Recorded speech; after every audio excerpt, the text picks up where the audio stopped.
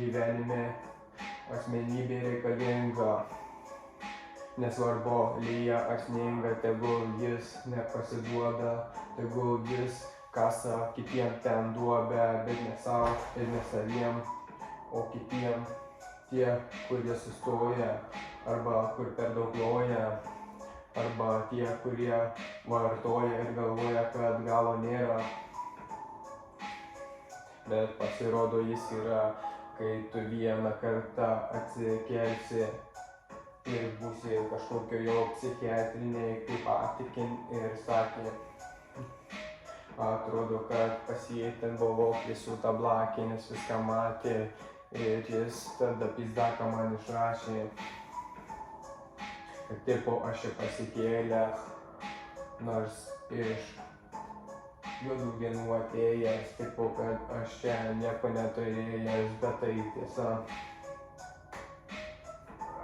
Ir tai ne problema, nes iš nieko neturėjau, bet iš nieko į kažką ir į viską.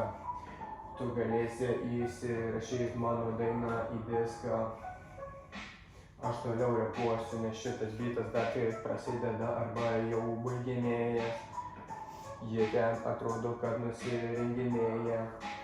Ir tipo kalbam čia apie kažkokią pardavėją ar padavėją. Nesuprantu, su kuo jie ten susidėję, ar jie daug sėdėję.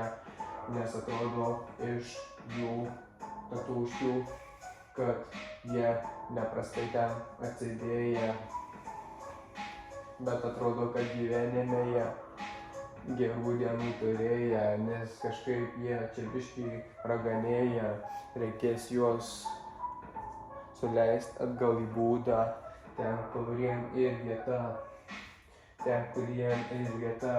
čia yra mano valda. Mano teritorija, jie nori ją, bet aš neleisiu, nes aš neatleisiu. Ir aš ne merga, kad po išsiskyrimų plaukus pasileisiu. Praneša atšilimą pasaulį čia globalinį, aš pažadėt galiu tau palaikymą moralinį, taip pat tokį netikėtą, kaip gaut oralinį, baltaodis mentas daužo juodą kalinį, aš ne ožys ir neskakalinu, tavo panai dantukus nubalinu. Ir toliau aš čia judu, tiesiog kapoju šitą bitą, bet jis jau baigės, todėl užbaigsiu ir aš kartu.